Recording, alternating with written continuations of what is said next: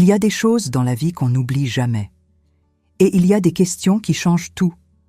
La mienne a été posée dans une boucherie un vendredi ordinaire, par un homme qui n'imaginait pas l'enfer qu'il allait ouvrir devant moi. Je m'appelle Doralis, mais tout le monde m'a toujours appelée Dora. J'ai 80 ans aujourd'hui, Dieu merci.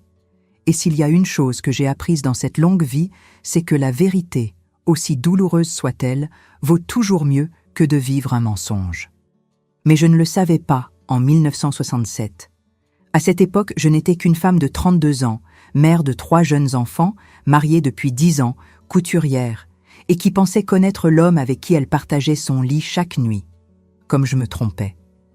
Mais avant de vous raconter cette histoire qui fait encore mal au cœur après tant d'années, laissez-moi vous demander quelque chose, vous qui m'écoutez maintenant. Si vous vous identifiez à cette histoire, si elle touche votre cœur d'une manière ou d'une autre, laissez un petit pouce levé en bas. Abonnez-vous à la chaîne pour ne pas manquer les prochains récits et dites-moi dans les commentaires d'où vous me regardez. Je les lis tous, vous savez, tous sans exception. Et dites-moi aussi si vous avez déjà vécu quelque chose de similaire dans votre vie. Parfois, on se sent seul dans la douleur, mais quand on voit que d'autres personnes ont compris, on se sent un peu moins seul. Alors commentez, ma fille, mon fils, d'où m'écoutez-vous?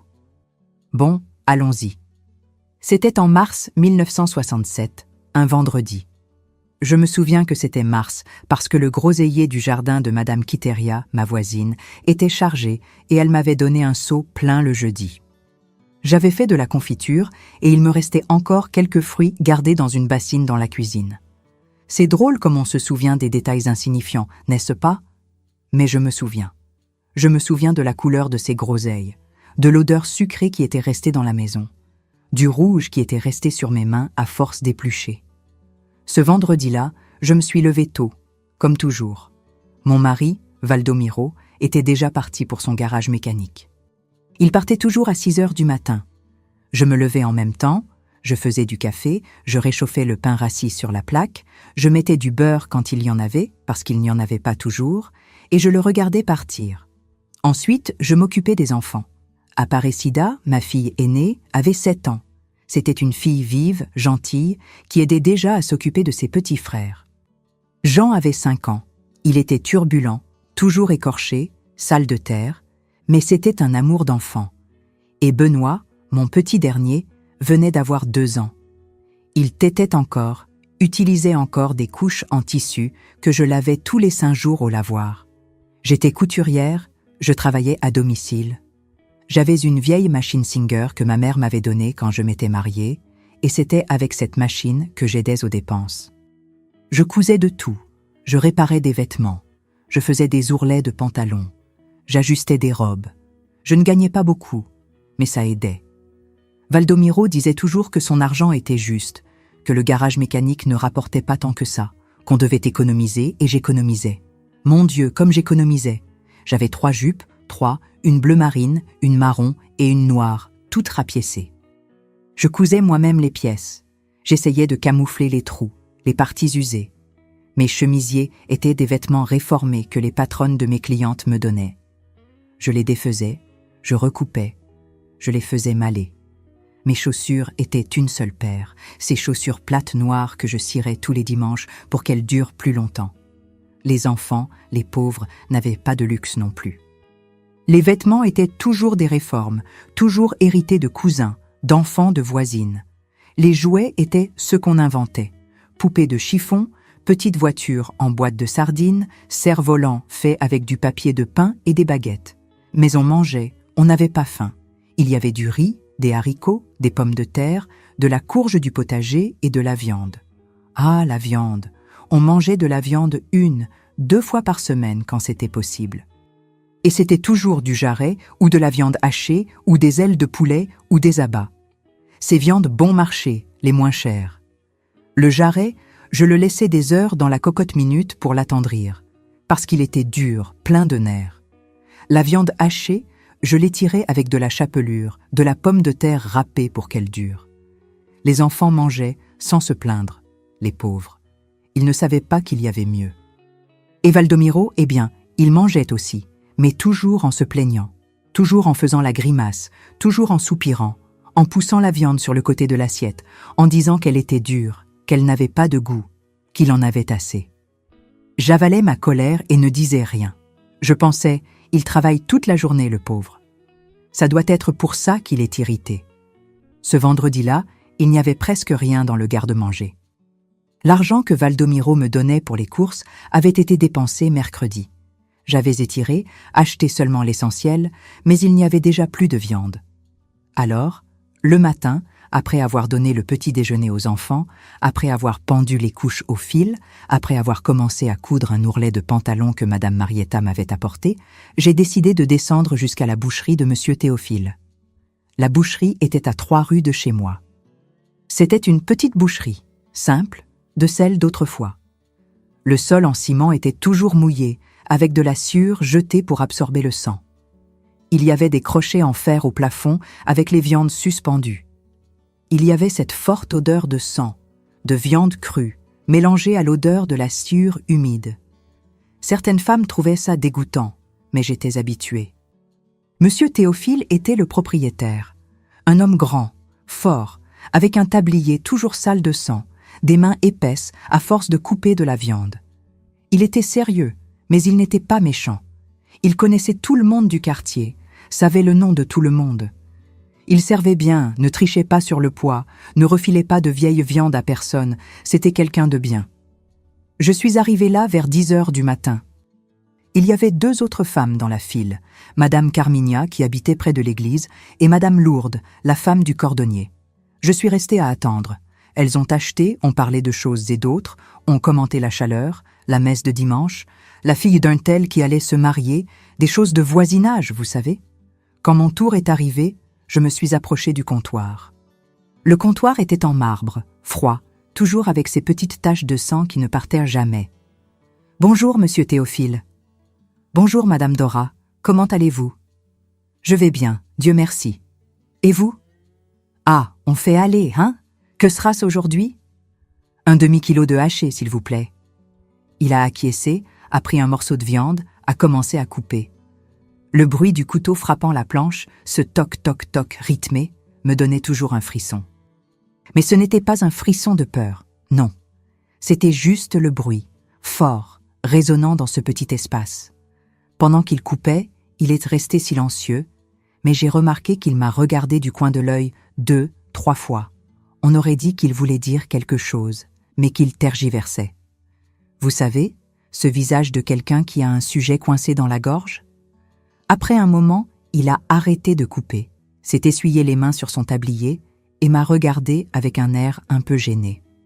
« Madame Dora, puis-je vous poser une question un peu délicate ? » Mon cœur a fait un bond dans ma poitrine. Je ne sais pas pourquoi, mais il l'a fait. Vous savez quand vous sentez que vous allez entendre quelque chose de mal ? C'était ça. « Vous pouvez, Monsieur Théophile, » ai-je répondu en essayant de paraître calme. Il s'est gratté la tête, a regardé sur le côté, comme s'il cherchait les bons mots. Puis il a respiré profondément et a parlé. « C'est que, je ne voulais pas me mêler de ce qui ne me regarde pas, mais savez-vous pourquoi Valdomiro achète 5 kilos de faux filets tous les vendredis ? » J'ai senti mes jambes flageoler, je le jure devant Dieu. J'ai senti mes jambes devenir molles, comme si les os avaient fondu. Je me suis accrochée au comptoir de marbre glacé pour ne pas tomber. « Comment ? Comment ça, Monsieur Théophile ?» Il m'a regardé avec pitié. Ce regard qu'on n'oublie jamais, jamais dans la vie. Ce regard de quelqu'un qui sait qu'il donne une mauvaise nouvelle, mais qui pense que la personne mérite de savoir. C'est que ça fait environ 6 mois, Madame Dora. Tous les vendredis en fin d'après-midi, vers 17 h, Valdomiro passe ici et prend 5 kilos du meilleur faux filet que j'ai. Toujours la même chose, toujours 5 kilos. Il me demande de mettre de côté le meilleur et de l'emballer bien joliment, soigné, comme si c'était un cadeau, vous comprenez ? Ma bouche s'est asséchée, ma langue s'est collée au palais. Je n'arrivais pas à parler. Je n'arrivais qu'à entendre mon cœur battre fort, fort, fort dans mes oreilles. J'ai essayé de parler, mais les mots ne sortaient pas correctement. Monsieur Théophile a continué. « Écoutez, je sais que ce ne sont pas mes affaires, mais j'ai réfléchi. C'est tous les vendredis, religieusement, et toujours du faux filet, la viande la plus chère, et il demande toujours que ce soit bien emballé, vous savez? Ce n'est pas un emballage pour un barbecue entre amis, non. C'est un emballage pour quelqu'un qui va l'apporter à la maison pour faire un beau repas. J'ai essayé de dissimuler. J'ai essayé. Je jure que j'ai essayé. Ah, ça doit être pour un barbecue avec ses amis du garage. Vous savez comment c'est, n'est-ce pas? Monsieur Théophile a secoué la tête lentement, de cette façon de quelqu'un qui n'est pas convaincu. Madame Dora, pardon d'insister, mais c'est tous les vendredis depuis des mois et toujours 5 kilos et toujours emballé joliment de cette façon. Je ne veux pas vous mettre des idées en tête. Mais j'ai trouvé ça étrange parce que vous venez ici, vous achetez un demi-kilo de haché et monsieur achète 5 kilos du meilleur faux filet. C'est à ce moment-là que je l'ai senti. J'ai senti l'humiliation descendre comme un seau d'eau froide sur ma tête. J'ai senti la honte serrer ma gorge. Je sentais la colère, la confusion, la peur. Tout ensemble, tout à la fois. Je ne savais pas quoi dire, je ne savais pas quoi penser. Ma tête était vide et pleine en même temps. Combien ça coûte, monsieur Théophile? C'est tout ce que j'ai réussi à demander. 2 francs 20. J'ai payé. J'ai pris le petit paquet, léger, de ce demi-kilo de haché. Un demi-kilo. Alors que lui, 5 kilos. 5 kilos de faux filet. Madame Dora, si j'ai trop parlé, excusez-moi, mais j'ai pensé que vous deviez savoir, a dit monsieur Théophile d'une voix basse, prudente. Je n'ai pas pu répondre. J'ai juste hoché la tête et je suis sortie. Je suis sortie de cette boucherie avec les jambes flageolantes, la vue trouble, ce petit paquet de viande à la main. La rue était pleine de soleil, un soleil fort de mars, de ceux qui brûlent. Mais j'avais froid, un froid à l'intérieur, un froid qui n'avait rien à voir avec le temps. J'ai marché les 3 rues jusqu'à chez moi sans rien voir. Je n'ai salué personne. Je n'ai entendu personne. J'entendais seulement cette phrase résonner dans ma tête. 5 kilos de faux filets tous les vendredis. 5 kilos. Tous les vendredis depuis des mois. Quand je suis arrivée à la maison, Aparecida jouait dans le jardin avec ses petits frères. Elle m'a vue et a couru vers moi. « Maman, Benoît a faim. » Je n'ai pas répondu. Je suis entrée dans la cuisine comme un zombie. J'ai posé le paquet de viande dans l'évier. Je suis allée jusqu'au petit réfrigérateur, vieux, qui faisait un bruit terrible. Je l'ai ouvert. À l'intérieur, il y avait un morceau de jarret réchauffé de mercredi, enveloppé dans un chiffon, 3 pommes de terre, un demi-oignon, un pot avec du riz du déjeuner d'hier. J'ai pris ce morceau de jarret. Il était dur, froid, plein de nerfs blancs qui ressemblaient à des élastiques. C'était ça qu'on mangeait. Moi, mes enfants. Et lui, il achetait 5 kilos de faux filets tous les vendredis. 5 kilos. Vous avez idée de combien d'argent c'était en 1967? C'était presque ce que je gagnais en un mois entier en cousant. 5 kilos de faux filets, la viande la plus chère, la plus noble, la viande que je n'avais jamais goûtée de ma vie, la viande dont je ne connaissais même pas le goût. Je me suis appuyée contre l'évier. Les larmes ont commencé à couler. Mais ce n'étaient pas encore des sanglots, non. C'étaient des larmes silencieuses, celles qui coulent toutes seules, sans faire de bruit. Des larmes de colère, de honte, d'humiliation. J'ai pensé à tout. À chaque fois que j'avais rapiécé ma jupe pour qu'elle dure un peu plus. À chaque fois que j'avais trempé le pain dans le café avec de l'eau sucrée pour tromper la faim. À chaque fois que j'avais partagé mon morceau de viande entre les enfants et que j'étais restée seulement avec le bouillon des haricots. À chaque fois qu'il s'était plaint de la nourriture, avait fait la grimace et repoussé l'assiette. Pendant ce temps, il achetait 5 kilos de faux filets tous les vendredis. Pour qui? C'était la question qui martelait dans ma tête. Pour qui était ce faux filet? Il disait qu'il travaillait tard le vendredi. Il disait qu'il avait beaucoup de travail, que le garage était plein en fin de semaine, qu'il devait avancer. Il arrivait à la maison vers 21h, 22h, fatigué, avec une odeur de graisse, parlait à peine, dînait et allait dormir. C'était un mensonge. Tout était un mensonge. J'ai essuyé les larmes avec le dos de la main. J'ai respiré profondément. J'ai essayé de me calmer. Les enfants ne pouvaient pas me voir comme ça, ne pouvaient pas remarquer. J'ai lavé mon visage au robinet de l'évier, eau froide. J'ai mouillé mon visage, mon cou essayant d'effacer cette sensation horrible qui était dans ma poitrine. Puis, j'ai regardé à nouveau le morceau de jarret dans le réfrigérateur et j'ai senti une colère si grande, mais si grande, que j'ai failli casser cette assiette tout de suite. Mais je ne l'ai pas fait. J'ai respiré profondément à nouveau, j'ai fermé le réfrigérateur et j'ai pensé « Je vais découvrir pour qui est ce faux filet. » La journée est passée lentement. Je n'arrivais pas à coudre correctement. Je me suis piqué le doigt avec l'aiguille 2 fois. J'ai brûlé les haricots. J'ai oublié le lait sur le feu. Aparecida m'a demandé si j'étais malade. J'ai dit que non, que j'étais juste fatiguée. Mais ce n'était pas de la fatigue, c'était autre chose. C'était de la méfiance, c'était de la peur, c'était de la colère. Tout mélangé, remuant dans mon estomac, me donnant le vertige. Quand l'heure du déjeuner est arrivée, j'ai fait la cuisine. Riz, haricots, pommes de terre bouillies et cette viande hachée que j'avais achetée, que j'ai étirée avec de la chapelure et de l'oignon pour qu'elle dure. Les enfants ont mangé. Je n'ai presque rien mangé. Je n'avais pas faim. J'avais un nœud dans la gorge qui ne laissait pas passer la nourriture.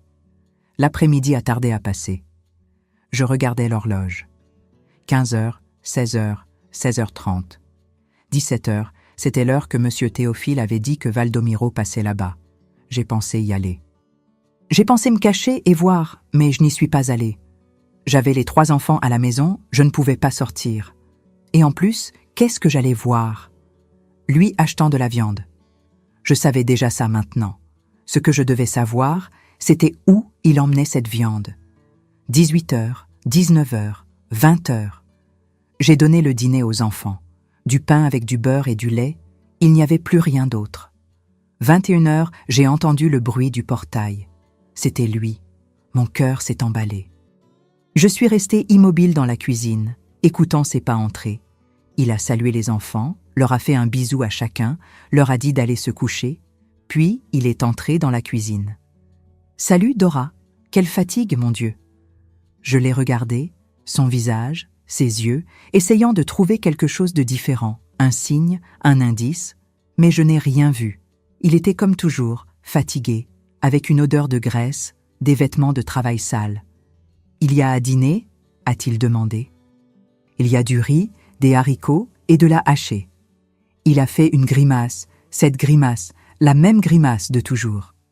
Encore de la hachée. J'ai respiré profondément. C'est ce que j'ai pu acheter, Valdomiro.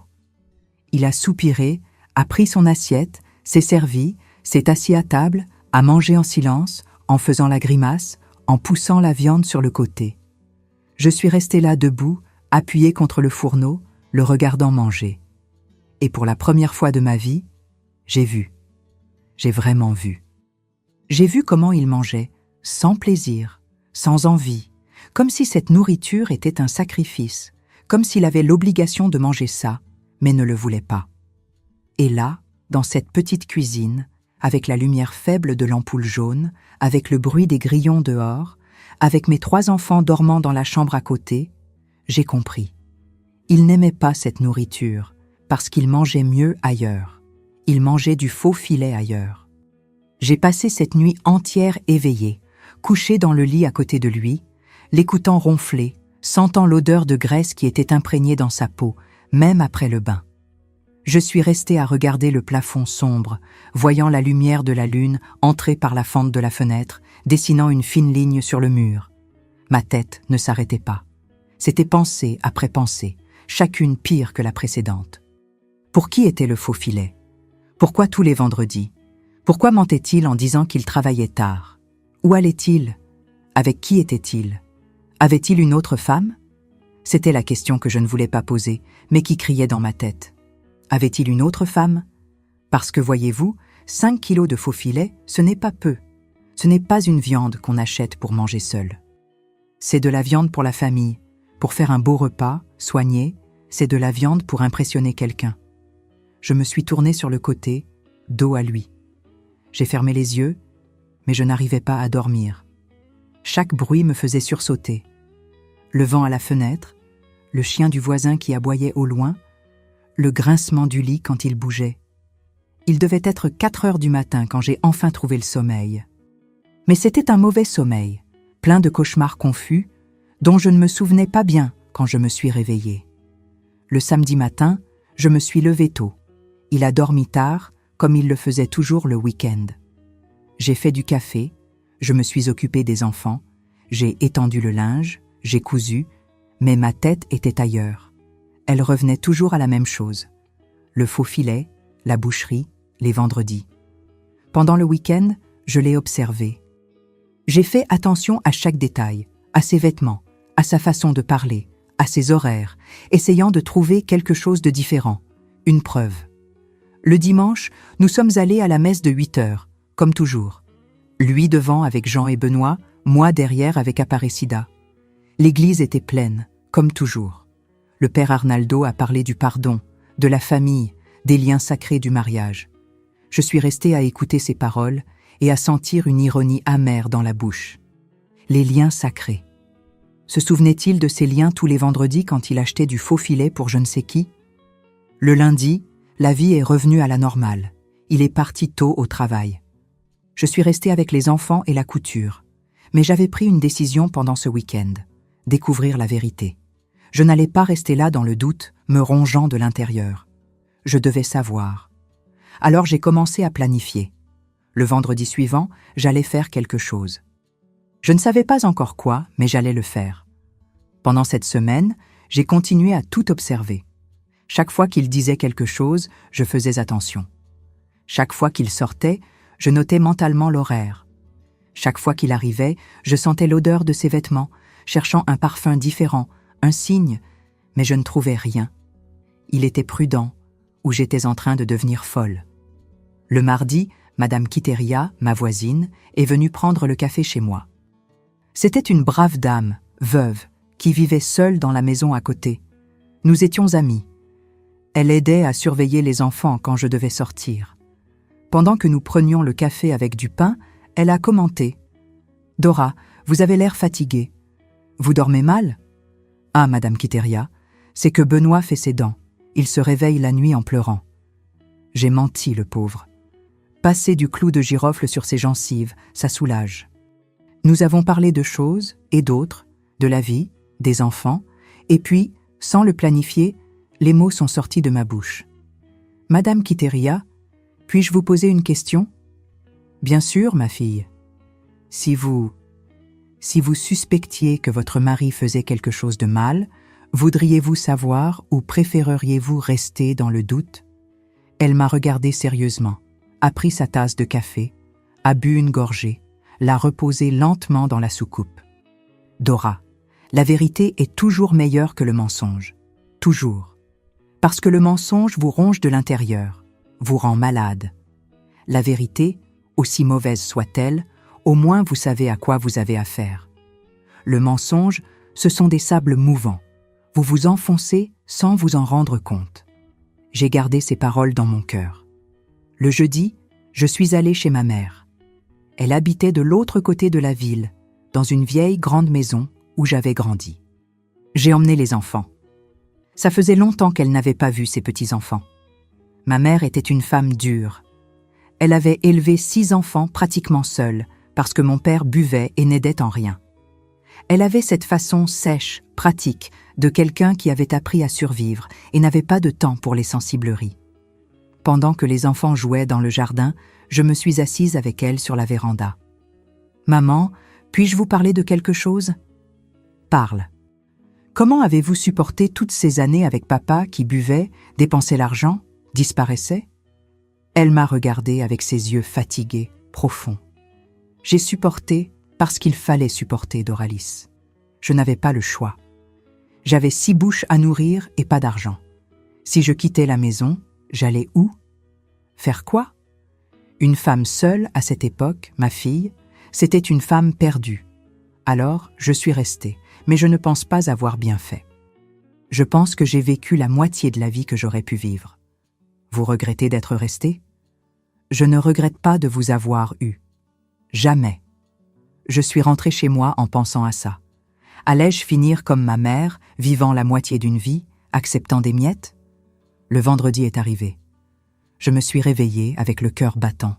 C'était le jour. le jour où j'allais découvrir où allait ce faux filet. Le matin, j'ai agi normalement, j'ai fait du café, je lui ai dit au revoir, je me suis occupée des enfants, mais à l'intérieur je complotais. Vers 15 heures, j'ai donné un bain aux enfants, je les ai habillés avec les vêtements les plus propres qu'ils avaient. J'ai coiffé les cheveux d'Aparecida, les ai attachés avec un petit ruban, j'ai mis ma jupe noire, la moins usée, et un chemisier blanc que j'avais cousu moi-même. Puis je suis allée chez Madame Quiteria. « Madame Quiteria, pouvez-vous surveiller les enfants pour moi quelques heures?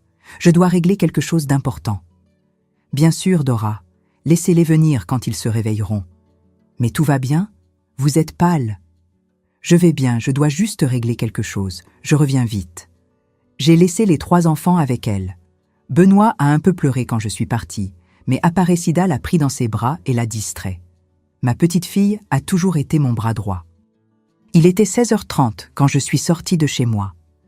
Le soleil était encore haut, fort. Les rues étaient vides à cette heure-là. La plupart des gens travaillaient encore ou étaient à la maison pour échapper à la chaleur. J'ai marché jusqu'à près de la boucherie, mais je ne me suis pas trop approchée. Je suis restée au coin de l'autre côté de la rue, appuyée contre le mur de la pharmacie de Monsieur Justino. De là, je pouvais voir la porte de la boucherie. Mon cœur battait si fort que je le sentais dans ma gorge. Mes mains transpiraient. Je les ai essuyées sur ma jupe plusieurs fois. 17 heures. Monsieur Théophile avait dit que c'était vers 17 heures que Valdomiro apparaissait. Je suis restée là debout à attendre. Quelques personnes sont passées, Madame Lindora avec son sac de courses, José de l'épicerie fermant la porte de sa boutique. 3 garçons courants, jouant à chat. 17h10, 17h15. N'allait-il pas venir aujourd'hui? Avait-il changé de jour? 17h20.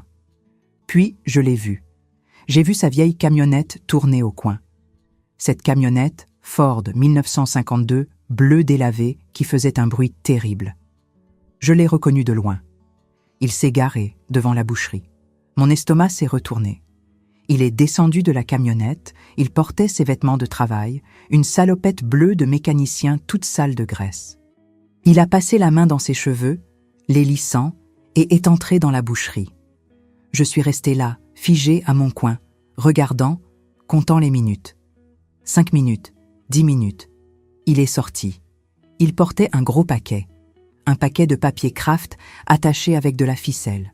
Pas besoin de voir de près pour savoir ce que c'était. 5 kilos de faux filets. Il a mis le paquet avec précaution sur le siège de la camionnette. Il ne l'a pas jeté.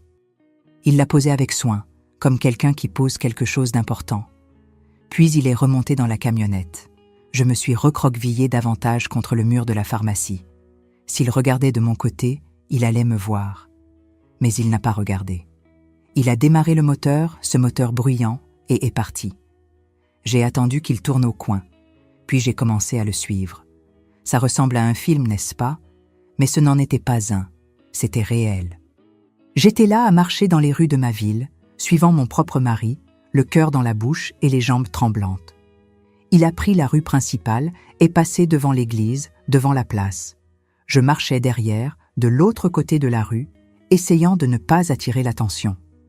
Quelques personnes me regardaient, je saluais de la tête et continuais à marcher. Puis il a tourné dans une rue que je connaissais, la rue des Acacias. C'était une rue résidentielle, avec de beaux immeubles, des maisons bien entretenues, des gens avec plus d'argent habitaient là. J'ai continué à le suivre. Mon cœur était si accéléré que j'ai cru que j'allais m'évanouir. Il a tourné à nouveau. Une autre rue, puis une autre. Je comptais mentalement. 1 rue de chez moi, 2 rues, 3 rues, 4 rues. Il était à 4 rues de notre maison. Et puis il s'est arrêté. Il s'est arrêté devant un immeuble jaune clair de 2 étages, avec un portail en fer peint en noir. Il y avait un groseillier dans le jardin de devant. Il y avait des rideaux fleuris aux fenêtres. Il est descendu de la camionnette, a pris le paquet, a ouvert le portail avec une clé. Il avait une clé de ce portail. Il est entré. Je suis restée là debout sur le trottoir, derrière un grand arbre qui était devant, un fromager.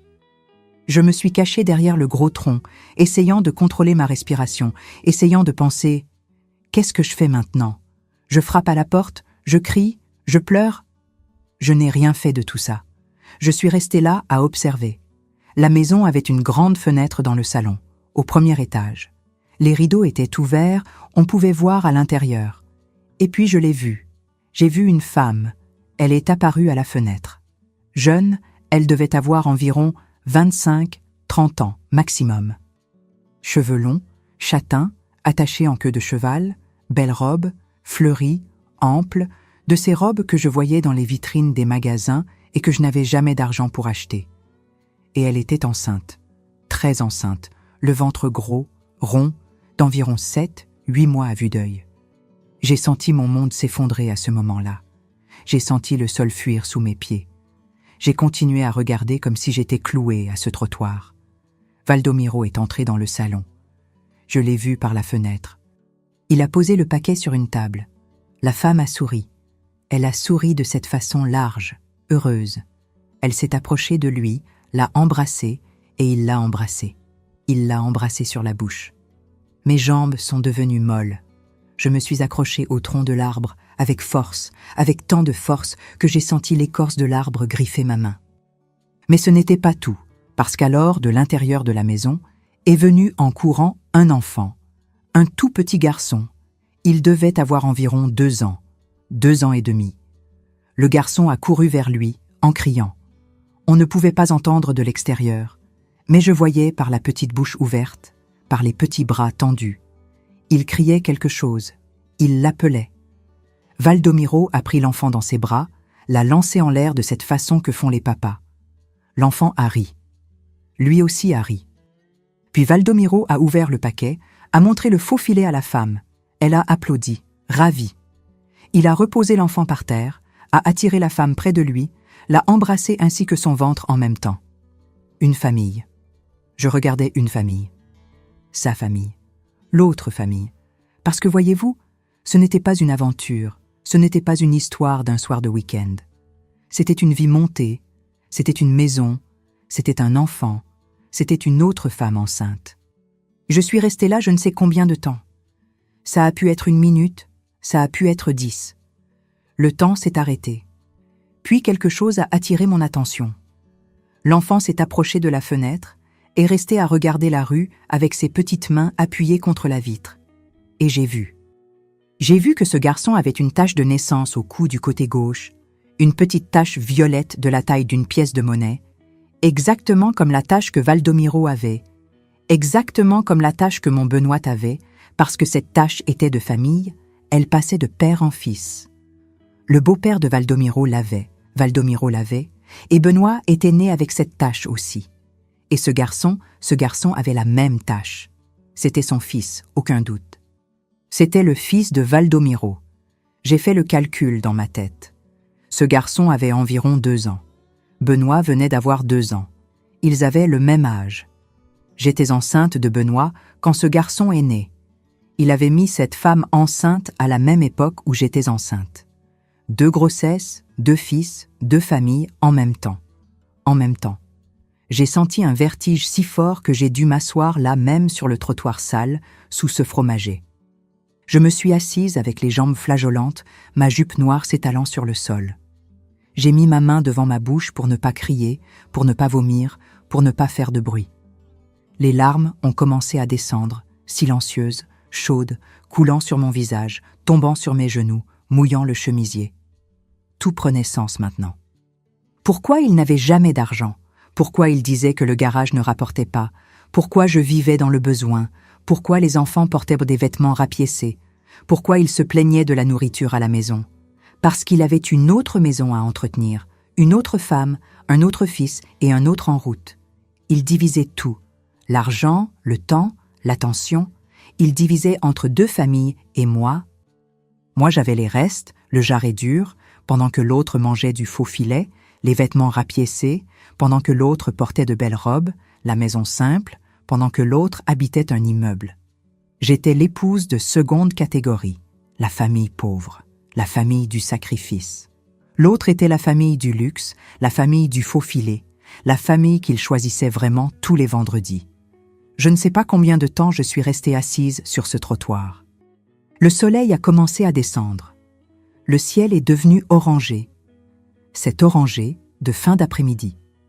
Quelques personnes sont passées, m'ont regardé avec curiosité, une dame avec des vêtements noirs assise par terre en pleurant, mais personne n'a rien dit. À cette époque, les gens ne se mêlaient pas. Quand j'ai pu me lever, quand mes jambes ont arrêté de trembler suffisamment pour que je puisse marcher, je me suis levée. J'ai nettoyé ma jupe pleine de terre. J'ai essuyé mon visage avec le dos de ma main. J'ai regardé la fenêtre une dernière fois. Il dînait maintenant. Je voyais la table mise, des assiettes, des verres, des bougies allumées, des bougies. Il dînait aux chandelles avec l'autre, alors qu'à la maison nous mangions avec la faible lumière de l'ampoule jaune qui éclairait à peine. J'ai tourné le dos et j'ai commencé à marcher. Je ne me souviens pas du chemin du retour, je ne me souviens de rien. Je me souviens seulement d'arriver chez Madame Quiteria, de prendre les enfants, de la remercier et de rentrer chez moi. Les enfants m'ont demandé si j'allais bien. J'ai dit que oui, que j'avais juste mal à la tête. J'ai donné le dîner, du pain avec du lait, j'ai mis tout le monde au lit. Aparecida a résisté, elle voulait rester éveillée pour attendre son père. J'ai dit qu'il allait rentrer tard, qu'elle devait dormir. Quand tous dormaient, je me suis assise dans la cuisine, dans le noir, sans allumer la lumière, et j'ai pleuré. J'ai pleuré tout ce que je n'avais pas pleuré en 10 ans de mariage. J'ai pleuré pour moi, pour les enfants, pour la vie que je croyais avoir et que j'ai découvert n'avait jamais vraiment existé. J'ai pleuré jusqu'à ne plus avoir de larmes, jusqu'à avoir mal à la gorge, jusqu'à sentir ma poitrine brûler. Il était presque 22 heures quand j'ai entendu le portail s'ouvrir. Lui qui arrivait. J'ai essuyé mon visage, j'ai respiré profondément. Il est entré, fatigué comme toujours, ou faisant semblant d'être fatigué. « Salut Dora. Quelle journée, mon Dieu. Le garage était bondé. » Je n'ai pas répondu. Je suis restée là assise sur la chaise de la cuisine dans le noir. « Pourquoi es-tu dans le noir? Tu économises l'électricité ?» J'ai répondu d'une voix rauque d'avoir tant pleuré. Il a allumé la lumière. L'ampoule jaune a illuminé la cuisine. Il m'a regardée. « Tu vas bien? Tu as l'air bizarre. » Je l'ai regardé, son visage, l'homme que je croyais connaître, l'homme qui avait partagé mon lit pendant 10 ans, le père de mes enfants, et j'ai vu un étranger. Je suis fatiguée, c'est tout. J'ai menti. Tu as laissé à dîner? Je ne pensais pas que tu allais dîner dehors. Il a froncé les sourcils. Pourquoi j'aurais dîné dehors? Je ne sais pas. Peut-être parce que tu dînes dehors tous les vendredis depuis des mois. Il s'est figé. J'ai vu son visage changer. J'ai vu la peur dans ses yeux. De quoi tu parles? Du faux filet, Valdomiro. Des 5 kilos de faux filets que tu achètes tous les vendredis à la boucherie de Monsieur Théophile. Il est devenu blanc. Blanc comme de la cire de bougie. Je peux expliquer. Tu peux? Alors explique. Explique pour qui est le faux filet. Explique où tu étais maintenant. Explique pourquoi tu as la clé d'un immeuble jaune rue des Acacias. Explique qui est la femme enceinte. Explique qui est le garçon de 2 ans avec la même tache de naissance que toi. Il n'a rien dit. Il est juste resté là debout, la bouche entr'ouverte, sans réussir à inventer de mensonges. Et dans ce silence, j'ai eu la confirmation que je savais déjà. Tout était vrai. Il avait une autre famille. Et moi j'étais juste la première, celle qui avait vieilli, celle qui n'importait plus. Il est resté là debout dans la cuisine, tenant le bord de la table pour garder l'équilibre. La lumière jaune de l'ampoule rendait son visage un peu verdâtre, maladif. Ou peut-être que c'était juste parce que je le voyais avec d'autres yeux maintenant. « Dora, je... » « Ne mens plus. » J'ai coupé. Ma voix est sortie ferme, mais à l'intérieur, j'étais détruite. N'invente pas d'histoire. Ne dis pas que c'est un malentendu. J'ai vu. Je t'ai vu entrer dans cette maison. Je t'ai vu avec elle. J'ai vu le garçon. J'ai tout vu. Il a tiré la chaise et s'est assis lourdement. Il a passé ses mains sur son visage, les frottant de cette façon de quelqu'un qui est fatigué. Mais ce n'était pas une fatigue de travail, c'était une fatigue de quelqu'un qui s'est fait prendre. « Depuis combien de temps ?» j'ai demandé. Il n'a pas répondu. « Depuis combien de temps, Valdomiro ?» 3 ans. Sa voix est sortie basse, presque un murmure. 3 ans. 3 ans de mensonges, 3 ans à vivre de vie. Et elle est enceinte à nouveau, c'est ça? Il n'a même pas nié, n'a même pas essayé d'adoucir, il a juste confirmé, comme quelqu'un qui confirme qu'il va pleuvoir demain. Oui. Et le garçon a 2 ans. Il a le même âge que Benoît. Silence. Il a regardé le sol. Tu l'as mise enceinte pendant que j'étais enceinte de notre fils. Dora, les choses se sont passées. Se sont passées? Je me suis levée de la chaise. La colère est montée dans ma gorge comme du feu. Se sont passées, tu n'as pas trébuché et tu n'es pas tombé sur elle, Valdomiro. Tu as choisi tous les 5 jours pendant 3 ans. Ce n'est pas si simple. Alors explique-moi comment c'est. Explique-moi comment tu dormais ici, te réveillais ici, mangeais ici et ensuite allais là-bas. Explique-moi comment tu regardais tes enfants ici et avais un autre enfant là-bas. Explique-moi comment tu me voyais rapiécer des vêtements, économiser sur le savon, tremper le pain dans le café et acheter 5 kilos de faux filets pour elle. Il est resté silencieux. Il n'avait rien à dire. Il n'y avait pas d'explication qui ait du sens. Je travaille beaucoup, c'est ce qu'il a dit après un moment. Je travaille du matin au soir. La pression, les exigences.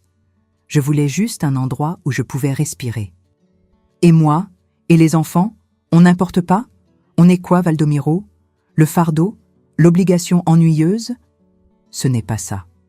Alors c'est quoi? Il s'est levé, nerveux, a commencé à marcher d'un côté à l'autre dans la cuisine. Tu ne comprends pas. Tu ne sais pas ce que c'est que devoir tout assumer, devoir gérer tout. Je voulais quelque chose de léger, de facile. Quelque chose de léger, quelque chose de facile. J'étais le poids. L'autre était la légèreté. Et l'argent? J'ai demandé.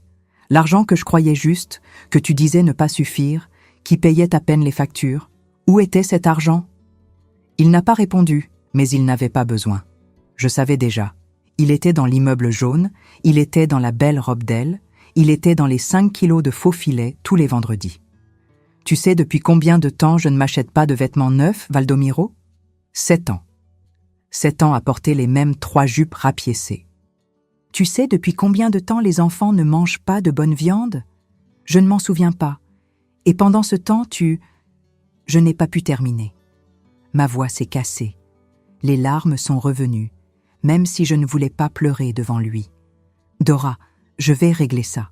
Je vais rompre avec elle. Elle est enceinte, Valdomiro. Enceinte de 7, 8 mois de ton fils. Et il y a un autre petit enfant qui t'appelle papa. Comment vas-tu régler ça?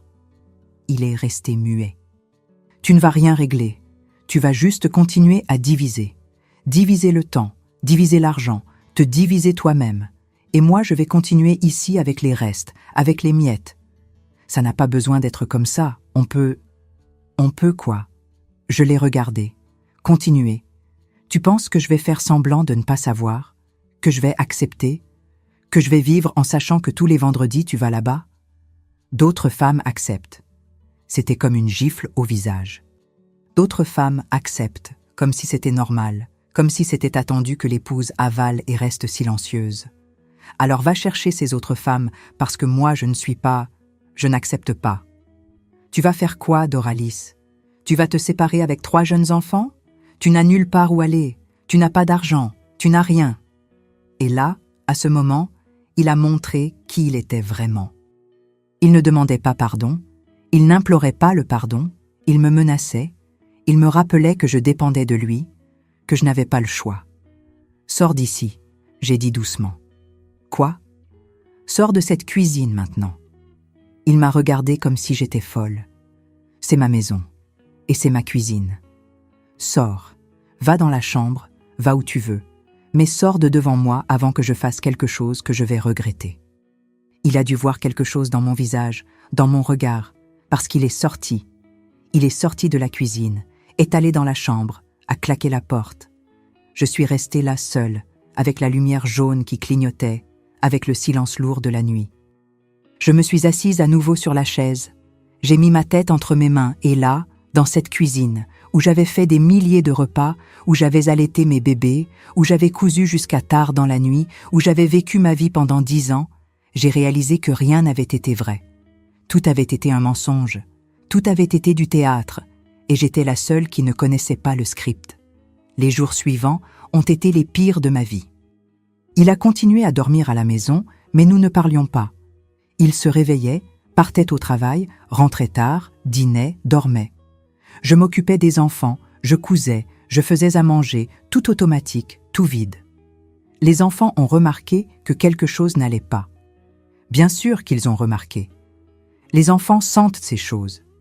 Aparecida m'a demandé « Maman, pourquoi vous et papa ne parlez plus ?»« C'est des affaires de grandes personnes, ma fille, ne t'inquiète pas. » Mais elle s'inquiétait.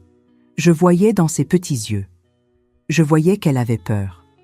Le dimanche, nous ne sommes pas allés à la messe. J'ai dit que j'avais mal à la tête. La vérité, c'est que je n'arrivais pas à sortir de la maison. Je n'arrivais pas à faire semblant que tout allait bien. Je n'arrivais pas à sourire aux voisins, à saluer les gens, à agir normalement. Le lundi, ma belle-mère est apparue. Madame Arminda, une femme grande, maigre, les cheveux tout blancs, tirés en un chignon serré, toujours habillée de noir, depuis que son mari était mort il y a environ 10 ans.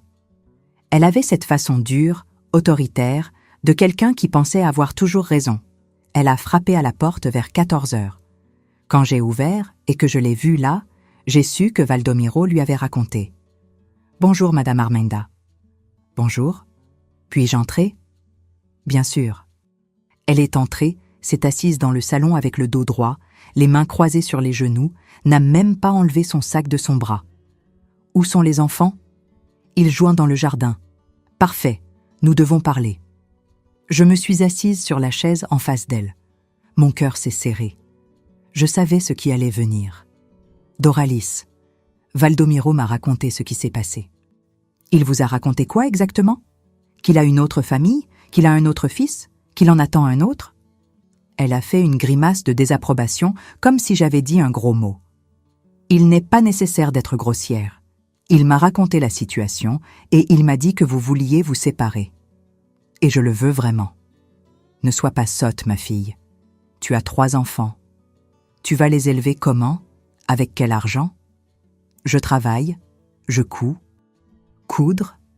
Elle a ri d'un rire court, sans joie. Tu penses que tu vas faire vivre 3 enfants en cousant des ourlets de pantalon ? Réveille-toi, Doralis. C'est mieux que de vivre dans le mensonge. Le mensonge ?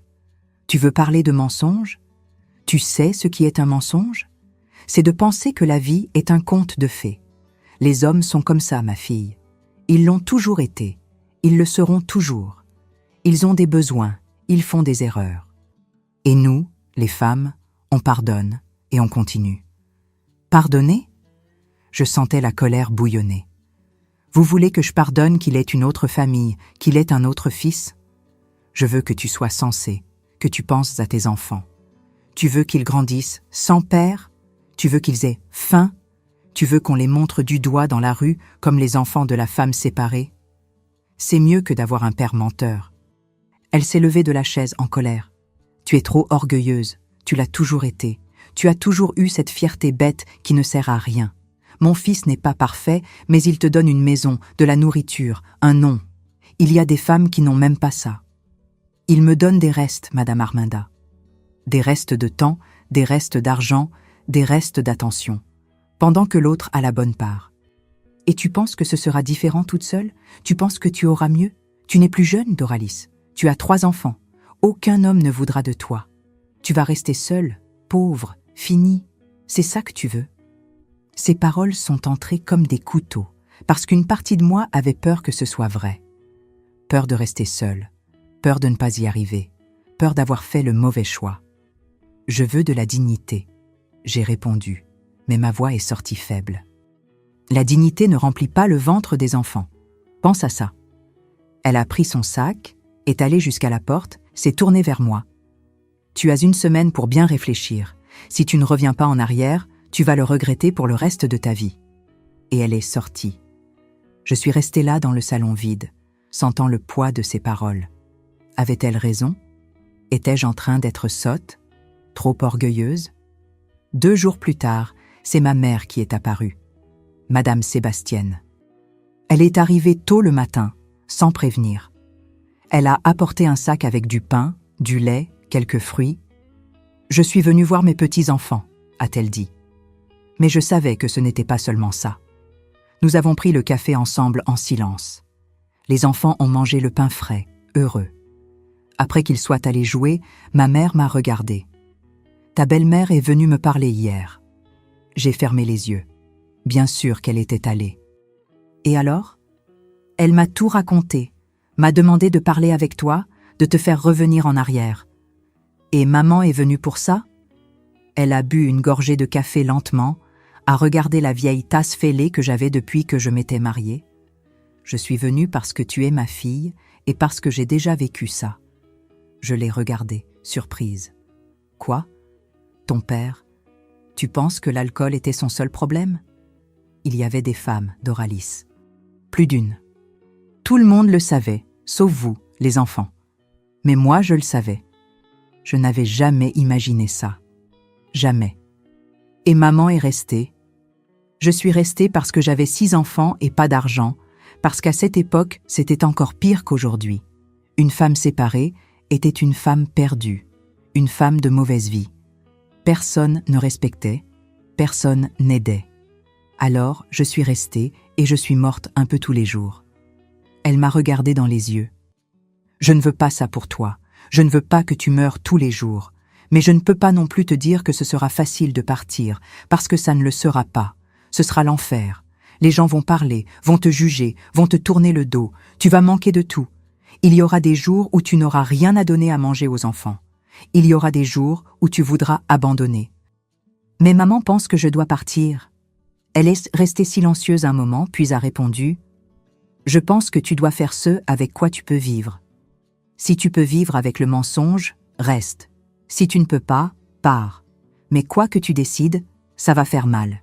Il n'y a pas de solution facile. » Après qu'elle soit partie, je suis restée à réfléchir, à penser à tout. Les jours ont passé. 1 semaine, 2 semaines, 3. J'ai continué à vivre en automatique. Je me réveillais, je faisais à manger, je m'occupais des enfants, je cousais. Mais je n'étais pas vraiment vivante, j'existais seulement. Valdomiro a continué à sortir les vendredis, il ne se cachait même plus. Il partait tôt, rentrait tard, je ne disais rien. Lui non plus. Nous vivions dans la même maison comme 2 étrangers. Les commandes de couture ont commencé à diminuer, les clientes ont arrêté de venir. Ensuite, j'ai appris par Madame Quiteria que Madame Arminda avait répandu à l'église, au marché, dans les cercles de discussion, que j'étais folle, que je voulais quitter mon mari par orgueil, que je n'étais pas de confiance. Et les femmes ont cru, bien sûr qu'elles ont cru. Elles ont préféré croire que j'avais tort plutôt que d'admettre que la même chose pouvait leur arriver. Je me suis retrouvée sans travail, sans revenu, complètement dépendante de lui. C'est là que j'ai vraiment commencé à sombrer. J'ai arrêté de manger correctement, la nourriture ne passait pas, restait coincée dans la gorge. J'ai tellement maigri que mes vêtements ont commencé à être trop larges. J'ai arrêté de dormir. Je restais éveillée toute la nuit, regardant le plafond, pensant. Quand je dormais, j'avais des cauchemars. J'ai arrêté de me laver correctement. Pourquoi? Pour qui? J'ai arrêté de me coiffer. Je laissais mes cheveux attachés n'importe comment. J'ai arrêté de coudre. La machine Singer est restée là immobile, prenant la poussière. Les enfants ont commencé à s'inquiéter. Aparecida a pris en charge la maison. À 7 ans, mon bébé faisait à manger pour ses frères, lavait les vêtements, s'occupait de Benoît. Une enfant de 7 ans jouant le rôle de maman parce que sa maman s'était effondrée. C'est la partie la plus difficile à raconter, vous savez, parce que quand on raconte l'histoire du dépassement de soi, on veut sauter cette partie. On veut aller directement au moment où on s'est relevé, où on a décidé, où on a vaincu. Mais ça ne fonctionne pas comme ça. Avant de se relever, on s'enfonce beaucoup. Il y a eu un jour, je ne me souviens pas quel jour c'était, ça devait faire environ 2 mois que j'avais tout découvert, où j'étais couchée dans le lit l'après-midi. Les enfants jouaient dehors, loin. J'entendais leur voix, mais on aurait dit qu'elle venait de très loin. J'ai regardé le plafond plein de taches d'humidité, de fissures, de toiles d'araignée dans le coin. Et j'ai pensé, pourquoi? Pourquoi continuer? Pourquoi me lever demain? Pourquoi vivre? Les enfants iraient bien sans moi. Aparecida s'occupait déjà de tout de toute façon. Valdomiro pouvait les emmener dans l'autre maison, dans la maison du faux filet où il y avait de la bonne nourriture, de beaux vêtements. Ils seraient plus heureux là-bas. Et moi, je pouvais me reposer, arrêter de sentir cette douleur dans la poitrine qui ne passait jamais, arrêter de penser, arrêter de me souvenir, arrêter de souffrir. C'était la pensée la plus effrayante qui soit jamais passée par ma tête, et en même temps, c'était la pensée la plus tentante. Parce que voyez-vous, quand on arrive à ce point, à ce fond du puits, où la lumière là-haut n'est qu'un point minuscule, on ne veut pas escalader, on veut rester là dans l'obscurité, où ça ne fait plus mal. Je suis restée couchée, regardant le plafond, pensant à ça. Combien de temps suis-je restée? Je ne sais pas. Ça a pu être des minutes, ça a pu être des heures. Puis, j'ai entendu la porte de la chambre s'ouvrir doucement et de petits pas entrer. C'était Aparecida. Elle s'est approchée du lit, est montée, s'est couchée à côté de moi. Son petit corps, maigre, sentant la terre et le soleil. « Maman ?» Je n'ai pas répondu. Je ne pouvais pas. Elle s'est blottie près de moi, a mis sa petite tête sur mon épaule. « Vous êtes malade ?» ?»« Oui. » Ma voix est sortie rauque, cassée. « Vous allez aller mieux ?» Je n'ai pas su quoi répondre. Elle est restée silencieuse un petit moment, puis a parlé avec cette petite voix d'enfant. « Maman, j'ai peur. Peur que vous partiez. Peur que vous disparaissiez. Vous n'allez pas disparaître, hein ?» Mon cœur s'est serré tellement, mais tellement, que j'ai cru qu'il allait s'arrêter. « Pourquoi tu as peur de ça, ma fille ? Parce que vous ne souriez plus. Vous ne parlez plus. Vous ne jouez plus avec nous. On dirait que vous êtes déjà parti, mais que le corps est resté. 7 ans. Ma fille avait 7 ans et savait déjà ce que c'était que de voir quelqu'un abandonné de l'intérieur. Je me suis tournée vers elle pour la première fois en semaines. Je l'ai vraiment regardée. Son petit visage maigre, ses petits yeux inquiets, ses cheveux décoiffés. « Maman, revenez. » Elle a murmuré. « J'ai besoin de vous. Jean a besoin. Benoît a besoin. On a besoin de la maman qu'on avait avant. » Et puis elle a commencé à pleurer doucement, essayant de ne pas faire de bruit, de cette façon que les enfants pleurent quand ils ont peur de déranger.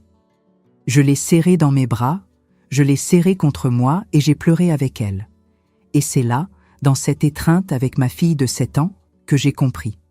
Je ne pouvais pas abandonner, pas pour moi, mais pour eux, pour mes 3 enfants qui n'avaient aucune faute dans tout ça, qui avaient besoin de moi, qui me regardaient en attendant que je me relève. Parce que si j'abandonnais, qu'est-ce que j'enseignais à ma fille? Qu'une femme abandonne quand c'est difficile? Qu'une femme accepte des miettes ou meurt? Non, je ne pouvais pas lui faire ça. « Je ne vais pas partir », j'ai dit, tenant son visage entre mes mains. « Je promets, je ne vais nulle part. »« Et vous allez aller mieux ?» J'ai respiré profondément. « Je vais essayer, je promets que je vais essayer. » Cette nuit-là, après avoir mis les enfants au lit, je me suis assise dans la cuisine, j'ai allumé la lumière jaune, j'ai pris du papier et un crayon et j'ai commencé à faire une liste. Une liste de ce que je devais faire, de ce que je devais découvrir, de ce que je devais avoir le courage d'affronter. Parce qu'une chose était devenue claire, soit je me relevais, soit je mourais. Il n'y avait pas de demi-mesure, il n'y avait pas moyen de continuer comme ça. Quelque chose devait changer et ce quelque chose, c'était moi. J'ai regardé ce papier blanc, cette lumière jaune, cette cuisine où tant de choses s'étaient repassées, et j'ai écrit la première chose. Avocat. Le lendemain matin, je me suis réveillée avant le lever du soleil. Non pas parce que j'avais bien dormi, je n'avais pas dormi, mais parce que j'avais une mission. Et quand on a une mission, le corps se lève tout seul. J'ai pris un bain. Un vrai bain, avec du savon, en frottant bien, en me lavant les cheveux. Ça faisait des semaines que je ne le faisais pas correctement. L'eau froide du robinet tombant sur mon dos m'a réveillée complètement. C'était comme si j'avais dormi pendant des mois et que j'ouvrais enfin les yeux. J'ai mis ma jupe noire, la moins usée. Je l'ai repassée avec le fer à braise que je chauffais sur le fourneau. J'ai mis le chemisier blanc que j'avais cousu. J'ai coiffé mes cheveux, les ai attachés en un chignon bas. J'ai passé un peu de poudre de riz sur mon visage pour camoufler la pâleur. Je n'avais pas de maquillage, je n'en avais jamais eu, mais au moins, je n'avais plus ce visage de morte. Je me suis regardée dans le petit miroir fêlé qu'il y avait dans la chambre. Je reconnaissais la femme qui était là. C'était moi à nouveau. Maigre, fatiguée, avec des cernes profonds. Mais c'était moi, vivante, debout, déterminée. Valdomiro était déjà parti au travail. Les enfants dormaient encore. J'ai préparé du café, chauffé du lait, mis le pain de côté, j'ai tout laissé prêt pour quand il se réveillerait. Puis, je suis allée chez Madame Quiteria, j'ai frappé à sa porte vers 7 heures du matin. Elle a ouvert encore en chemise de nuit, avec un visage ensommeillé. « Dora, tout va bien ?»« Oui, Madame Quiteria. Excusez-moi de vous réveiller si tôt, mais j'ai besoin d'un service. Pouvez-vous surveiller les enfants pour moi ce matin ? Je dois régler quelque chose d'important. » Elle m'a regardé différemment, comme si elle voyait quelque chose qu'elle ne voyait plus depuis longtemps. « Bien sûr, Dora. Laissez-les. Mais tout va bien ? Vous êtes pâle. Je vais bien, je dois juste régler quelque chose. Je reviens vite. » Je suis rentrée chez moi, j'ai attendu que les enfants se réveillent. Je leur ai donné le petit déjeuner, je les ai habillés, j'ai coiffé les cheveux d'Aparecida avec soin. « Vous allez rester avec Madame Quiteria ce matin. Maman doit sortir un petit peu. »« Où allez-vous, maman ?» a demandé Aparecida. « Régler des choses, mais je reviens vite, je promets. » Elle m'a serré fort dans ses bras. « Je suis contente que vous alliez mieux. » J'ai emmené les 3 enfants chez la voisine. J'ai remercié encore et je suis partie. Il était 8 heures du matin, un mardi de juin 1967. Il faisait froid, ce froid sec de l'hiver de la province. J'ai mis un vieux châle sur mes épaules et j'ai commencé à marcher. Le cabinet de maître Umberto était au centre-ville, près de la place principale. C'était dans une vieille maison de 2 étages, peinte en jaune, délavée. Il y avait une petite plaque en bronze sur la porte. Maître Umberto Cavalcante, avocat. Je suis restée debout sur le trottoir, regardant cette porte. Le cœur battant fort. Parce que franchir cette porte signifiait ne plus pouvoir faire marche arrière, signifiait assumer publiquement que mon mariage était terminé, signifiait le scandale, les commérages, le jugement. Mais cela signifiait aussi la liberté, signifiait la dignité, signifiait choisir de vivre vraiment. J'ai respiré profondément et je suis entrée. Il y avait une petite salle d'attente avec des chaises en bois contre le mur, une vieille table avec de vieux magazines, une odeur de moisi et de vieux papier.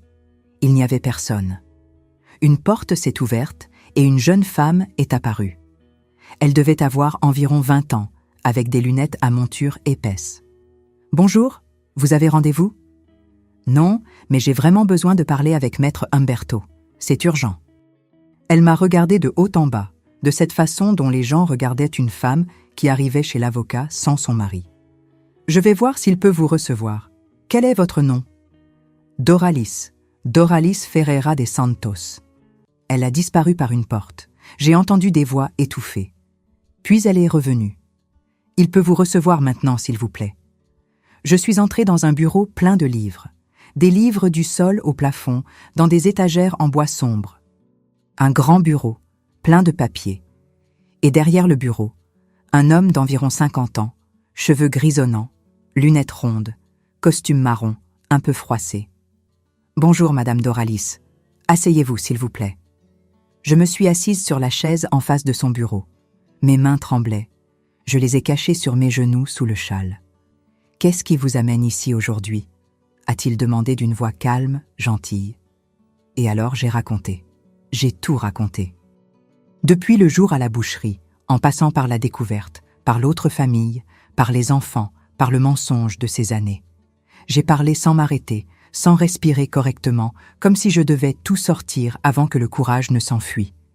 Il m'a écouté en silence, notant quelque chose dans un bloc. Il ne m'a pas interrompu une seule fois. Quand j'ai terminé, je suis restée silencieuse, attendant. Il a enlevé ses lunettes, les a nettoyées avec un petit mouchoir, les a remises. Madame Doralis, vous savez que la séparation n'est pas quelque chose de simple, surtout pour une femme. Vous allez faire face à la résistance de la famille, de l'Église, de la société. On va dire des choses méchantes sur vous. On va essayer de vous faire abandonner. Je sais. Et financièrement, ça va être difficile, très difficile. Je le sais aussi. Alors, pourquoi voulez-vous continuer? Je l'ai regardé, cet homme qui ne me connaissait pas, qui ne savait rien de moi à part ce que je venais de raconter. Parce que j'ai une fille de 7 ans qui m'a demandé pourquoi je ne souriais plus, et je ne veux pas qu'elle grandisse en pensant qu'une femme doit accepter n'importe quoi, qu'une femme doit avaler l'humiliation et rester silencieuse. Je veux qu'elle sache qu'on peut choisir, qu'on peut dire non, qu'on peut recommencer. Il a hoché la tête lentement, de cette façon de quelqu'un qui a compris. Très bien. Voilà ce que nous allons faire. Je vais déposer une demande de séparation judiciaire et je vais demander une pension alimentaire pour vos 3 enfants. Vous avez des témoins? Quelqu'un qui peut confirmer l'autre famille?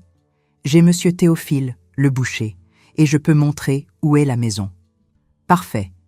Je vais avoir besoin de quelques documents de votre part. Acte de mariage, acte de naissance des enfants. Vous pouvez les apporter? Je peux. Et il y a une chose importante, Madame Doralis. À partir de maintenant, tout ce que vous ferez, toutes les décisions que vous prendrez, seront utilisées contre vous ou en votre faveur. Alors, ne vous disputez pas devant les enfants, ne quittez pas la maison, continuez à vous occuper de vos enfants, de votre maison, ne donnez pas de munitions pour qu'ils disent que vous êtes une mauvaise mère ou une mauvaise épouse. Compris? Compris. Il a sorti des papiers, a commencé à les remplir, m'a expliqué la procédure, les délais, les audiences. Ma tête tournait en essayant de tout comprendre. C'était beaucoup d'informations, beaucoup de choses nouvelles. Combien demandez-vous? J'ai demandé avec peur de la réponse. Il a arrêté d'écrire, m'a regardé. Normalement, je demande 100 francs, mais dans votre cas, faisons comme ça. Vous payez quand vous pourrez. Et si vous ne pouvez pas, vous ne payez pas. Je considère ça comme un travail pour le bien de la justice. J'ai senti mes yeux se remplir de larmes. Merci. Ne me remerciez pas encore. Le chemin va être difficile, mais si vous êtes sûr, je serai à vos côtés. Je suis sûr.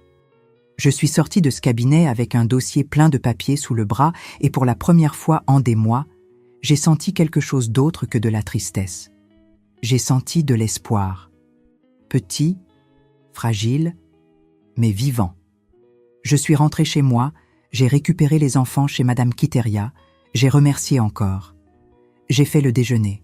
Riz, haricots, œufs au plat. Nous avons mangé ensemble, tous les 4, à la petite table de la cuisine, et j'ai vraiment mangé, en mâchant, en sentant le goût. Je revenais.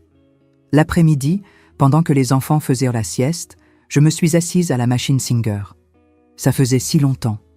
J'ai passé ma main sur le bois lisse, sur le métal froid. Ma vieille compagne. Il y avait une robe de Madame Marietta qui attendait un ajustement depuis des semaines. Je l'ai prise, l'ai mise sur la machine, j'ai commencé à coudre. Lentement au début, les doigts un peu raides, oubliés, mais ensuite le rythme est revenu. Le bruit de la machine, le tissu qui coulait sous l'aiguille, le fil formant les points parfaits. Coudre a toujours été ma méditation.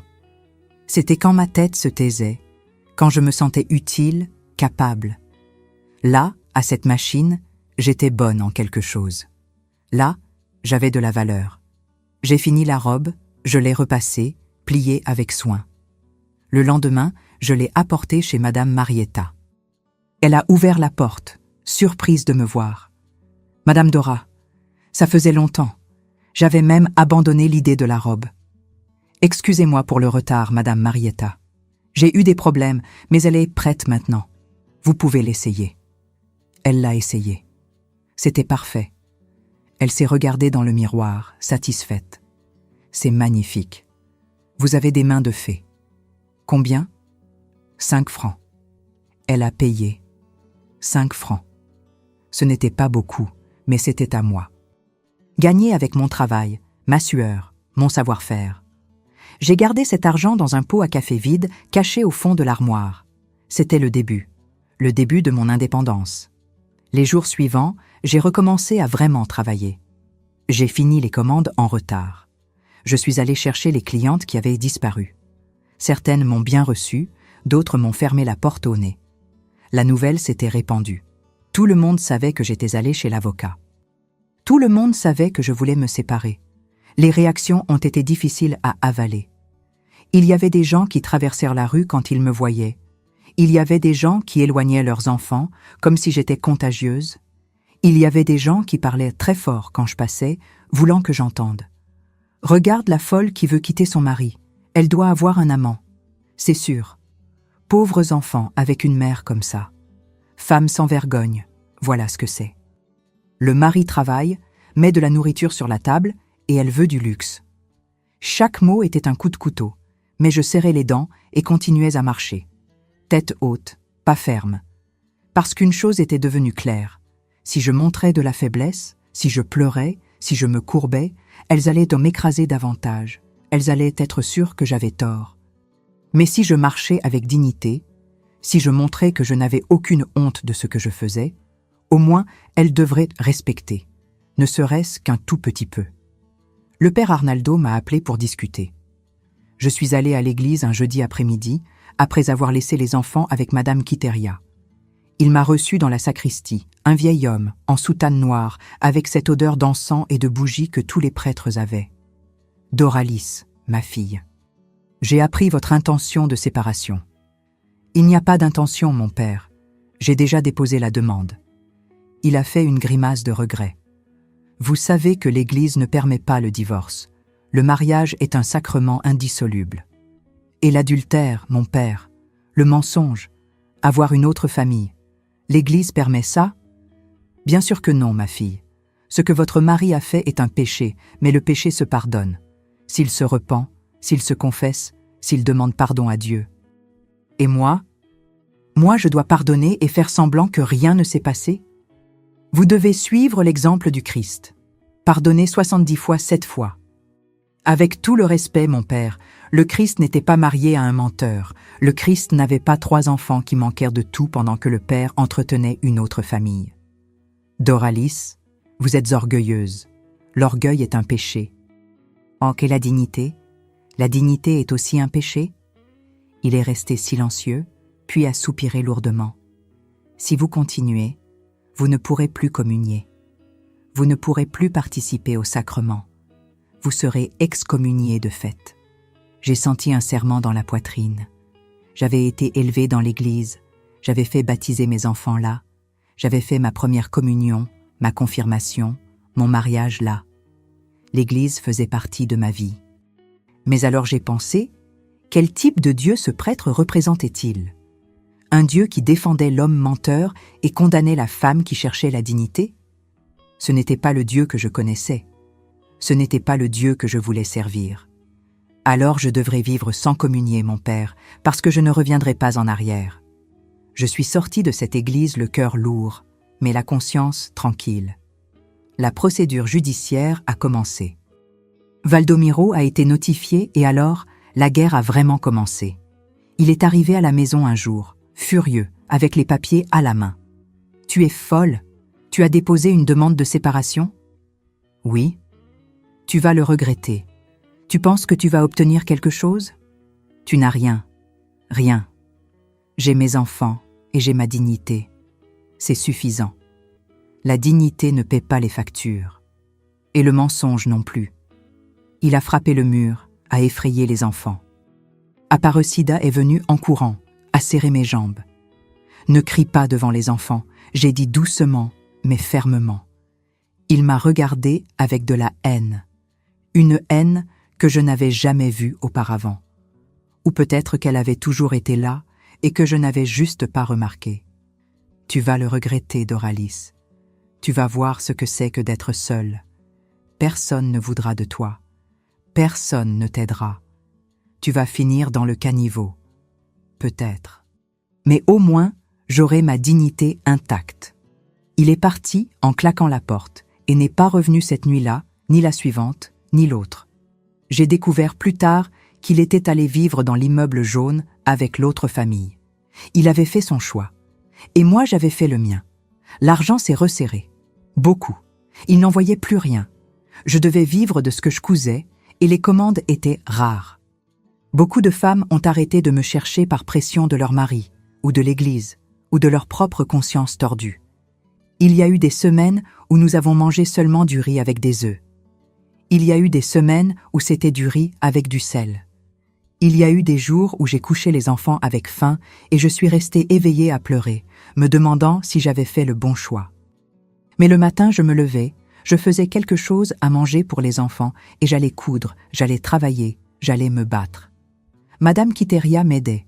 Elle apportait une assiette de nourriture, des légumes du potager, un morceau de pain. Elle ne m'a jamais jugée, ne m'a jamais tourné le dos. Vous faites ce qu'il faut, Dora. N'écoutez pas ce que les autres disent. Vous faites ce qu'il faut. Il y avait des jours où je le croyais. Il y avait des jours où j'en doutais. C'était un samedi, ça devait être août déjà, environ 3 mois après que j'étais allée chez l'avocat, que quelque chose s'est passé qui a tout changé. J'étais au marché en train d'acheter le peu que je pouvais. Un demi-kilo de riz, un peu de haricots, 2 œufs. Aparecida était avec moi, m'aidant à porter. Quand je rentrais chez moi, je suis passée devant une petite boutique qui fermait. C'était une petite boutique de tissus et mercerie qui appartenait à Monsieur Orlando, un monsieur qui devait avoir environ 80 ans. Il y avait une pancarte sur la porte. À vendre ou à louer. Je me suis arrêtée. Je suis restée à regarder cette pancarte, cette petite boutique dans la rue principale, avec la vitrine poussiéreuse. Une idée a commencé à grandir dans ma tête. Une idée folle, impossible, mais qui ne partait pas. Et si je louais cet espace? Et si je montais mon propre atelier de couture là? Et si au lieu d'attendre que les clientes viennent à la maison, j'avais un endroit, un bel endroit, organisé, professionnel? Et si je faisais non seulement des réparations, mais des vêtements neufs, des robes de soirée, des robes de mariée? L'idée était absurde. J'avais à peine de l'argent pour manger. Comment allais-je avoir de l'argent pour louer une boutique? Mais l'idée s'est accrochée et restée dans ma tête jour et nuit. Le dimanche, pendant que les enfants jouaient dans le jardin, j'ai pris du papier et un crayon, j'ai commencé à faire des calculs. Combien il me faudrait pour louer, combien pour rénover, combien pour acheter des tissus, fils, boutons? Les comptes ne bouclaient pas. Je n'avais pas assez d'argent, pas du tout. Mais alors je me suis souvenue d'une chose. Je me suis souvenue que ma mère m'avait donné des bijoux quand je m'étais mariée. Ce n'étaient pas des bijoux chers, non. C'étaient de vieilles alliances qui avaient appartenu à ma grand-mère, une petite boucle d'oreille en or, une montre de poignet qui ne fonctionnait plus, mais qui était en or. Je n'avais jamais pensé à les vendre. C'étaient les seules choses de valeur que j'avais. C'étaient des souvenirs, des mémoires. Mais qu'est-ce qui valait le plus? La mémoire ou l'avenir? Le lundi matin, j'ai pris ces bijoux, je les ai enroulés dans un petit chiffon, je les ai mis dans le vieux sac que j'avais. Je suis allée au Mont-de-Piété, dans la rue du Commerce. L'homme qui recevait a tout examiné avec une loupe, a pesé sur une petite balance. Je donne 20 francs pour l'ensemble. 20 francs? Ce n'était pas beaucoup, mais c'était quelque chose. D'accord. Je suis sortie de là avec cet argent dans la main. 20 francs. En ajoutant ce que j'avais économisé de la couture, ça faisait environ 40 francs. Ce n'était toujours pas suffisant, mais c'était un début. Pendant cette semaine, j'ai travaillé comme je n'avais jamais travaillé. J'ai cousu le matin, l'après-midi, le soir, jusqu'à ce que mes mains soient engourdies, jusqu'à ce que mes yeux brûlent. Chaque pièce que je terminais, chaque franc que je gagnais allait dans le pot. Et le samedi, j'ai pris mon courage et je suis allée chez Monsieur Orlando. Il m'a reçue sur la véranda, assis dans un rocking chair, prenant un café. « Bonjour, Monsieur Orlando. »« Bonjour, Madame Dora. Quelle surprise. Asseyez-vous ici. » Je me suis assise sur le bord de la chaise, nerveuse. « Monsieur Orlando, j'ai vu que vous louez la petite boutique. »« Oui, je suis trop vieux pour travailler et les enfants ne veulent pas reprendre l'affaire. Alors je vais louer ou vendre selon ce qui vient en premier. Combien demandez-vous de loyer ? 15 francs par mois. 15 francs. J'avais 45. Ça faisait 3 mois. 3 mois pour que ça marche. Monsieur Orlando, Je voudrais louer, mais je suis dans une situation difficile. Je suis en train de me séparer. Je suis seule avec 3 enfants. Je suis couturière. Je voudrais monter un atelier là, mais je ne peux payer d'avance que 2 mois maintenant. Le 3e, je le paierai à la fin du 2e mois. Vous acceptez? Il m'a regardé par-dessus sa tasse de café. Ses petits yeux profonds de quelqu'un qui a déjà beaucoup vécu. Vous êtes la Dora qui affronte la moitié de la ville pour se séparer, c'est ça? Oui. Tout le monde parle de vous, dit que vous êtes folle, orgueilleuse, que vous allez vous en mordre les doigts. Je sais. Il a bu une gorgée de café lentement, puis a posé la tasse. Vous savez quoi? Ma mère a été abandonnée par mon père quand j'étais enfant. Elle a élevé 6 enfants toute seule en lavant le linge des autres. Tout le monde disait du mal d'elle aussi. Il disait qu'elle était ceci et cela, mais c'était la femme la plus forte que j'ai jamais connue. Il s'est arrêté, m'a regardé. J'accepte 30 francs pour 2 mois et vous me payez le 3e quand vous pourrez. Et Dora, montrez à cette ville qu'ils ont tort sur vous. Je suis sortie de là presque en volant, presque en courant vers la maison. Je suis entrée, j'ai serré les 3 enfants dans mes bras. Les enfants, maman va ouvrir un atelier de couture de vrai? Aparecida a sauté de joie. Elle ne comprenait pas bien ce que cela signifiait, mais elle a senti mon bonheur et c'était déjà suffisant. La première chose que j'ai faite a été de nettoyer cette boutique de fond en comble, en frottant jusqu'à ce que mes mains brûlent, jusqu'à ce que le sol brille. Madame Quiteria m'a aidée. Les enfants ont aidé à leur façon. Quand j'ai eu fini, la petite boutique était devenue autre. Je l'ai meublée avec ce que j'ai pu. Table en vieille planche que j'ai poncée et cirée. Chaises cassées que j'ai réparées et peintes. Étagères en caisse du marché. Ce n'était pas du luxe, mais c'était digne. C'était à moi. Et j'ai appelé Zilda, mon amie d'enfance, qui était devenue veuve. Je lui ai proposé une association. Moitié du travail, moitié du profit. Elle a pleuré quand elle a accepté. Nous avons inauguré un lundi de septembre 1967. Personne n'est entré le premier jour, ni le 2e, ni le 3e. J'ai commencé à désespérer. C'était le 5e jour qu'elle est entrée. Madame Elisabeth, femme riche, épouse du propriétaire de la banque. Elle avait besoin d'une robe de soirée pour le mariage de sa fille. Sa couturière était malade. « Vous pouvez la faire ?»« Oui, je peux. » J'ai travaillé sur cette robe comme je n'avais jamais travaillé. Chaque point était parfait. Chaque couture revue 3 fois. Quand elle l'a essayée, elle est restée silencieuse. Un silence qui m'a terrifiée. Puis elle a dit « C'est mieux que ce que j'espérais. Je vais vous recommander à mes amis. » Et elle l'a fait. Parce que quand une femme riche aime une couturière, les autres veulent la connaître aussi. En 2 semaines, 5 commandes. En 1 mois, 10. En 2 mois, Zilda et moi ne pouvions plus suivre. J'ai appelé 2 autres couturières. L'atelier a grandi. Il a tellement grandi qu'en 6 mois, je payais le loyer tranquillement. J'achetais de la nourriture sans compter les pièces. J'achetais des vêtements neufs pour mes enfants. La procédure de séparation a été lente, mais maître Umberto était bon. Il a rassemblé des preuves, entendu des témoins. Valdomiro a essayé de compliquer, a dit que j'étais une mauvaise mère, mais le juge ne l'a pas cru. L'audience finale a eu lieu en mars 1968, 1 an après ce vendredi à la boucherie.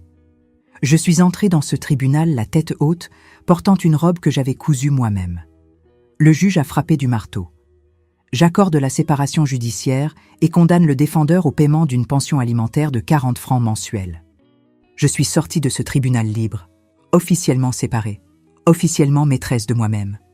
Et vous savez ce que j'ai fait? Je suis allée directement à la boucherie de Monsieur Théophile. « Monsieur Théophile, je viens faire une commande spéciale. Je veux 5 kilos de votre meilleur faux filet. » Il a arrêté ce qu'il faisait, m'a regardé et a souri. Pour quand? Pour maintenant. Il a mis de côté le meilleur faux filet qu'il avait, l'a emballé avec soin. J'ai payé avec mon argent, gagné avec mon travail.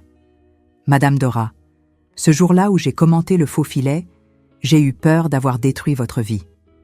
Monsieur Théophile, vous n'avez pas détruit. Vous avez sauvé. Vous m'avez donné la chance de recommencer. Je vous remercie tous les jours pour ça. Je suis rentrée chez moi, dans une nouvelle maison, meilleure, que j'avais louée avec mon argent, et j'ai préparé cette viande. Je l'ai assaisonné, rôti. L'odeur a rempli la maison. Une odeur de victoire. J'ai fait du riz, des haricots, une farce, une vinaigrette, une table vraiment garnie. J'ai appelé les enfants, tous les 3 sont venus en courant. « Maman, c'est l'anniversaire de quelqu'un ?» a demandé Aparecida. « Non, ma fille, mais c'est un jour spécial. C'est le jour où nous célébrons le recommencement. » Nous nous sommes assis. J'ai coupé le faux filet, juteux, parfait, j'en ai mis un morceau dans l'assiette de chacun. Aparecida a pris la première bouchée. Ses yeux se sont écarquillés.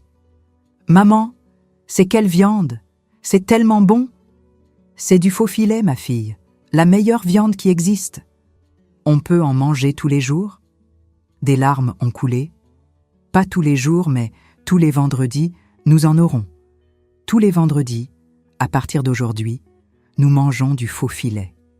Et c'est ce que nous avons fait pendant des années et des années. Tous les vendredis, j'achetais du faux filet. Pas pour impressionner qui que ce soit, pour me souvenir d'où je venais, me souvenir que j'avais vaincu. Les années ont passé. L'atelier est devenu une référence. J'ai formé des dizaines de couturières. Certaines ont ouvert leurs propres affaires. J'étais fière de chacune. Mes enfants ont grandi. Aparecida est devenue professeure, aujourd'hui elle est directrice d'école. Jean est devenu ingénieur. Benoît est devenu médecin. Les 3 se sont mariés, m'ont donné de beaux petits-enfants. Des années plus tard, je me suis remariée avec Sébastien, un homme bon, veuf, travailleur. Nous avons vécu 30 ans de respect, de partenariat, d'amour véritable. Il m'a montré qu'un vrai homme vous relève, ne vous rabaisse pas. Valdomiro est mort il y a 15 ans.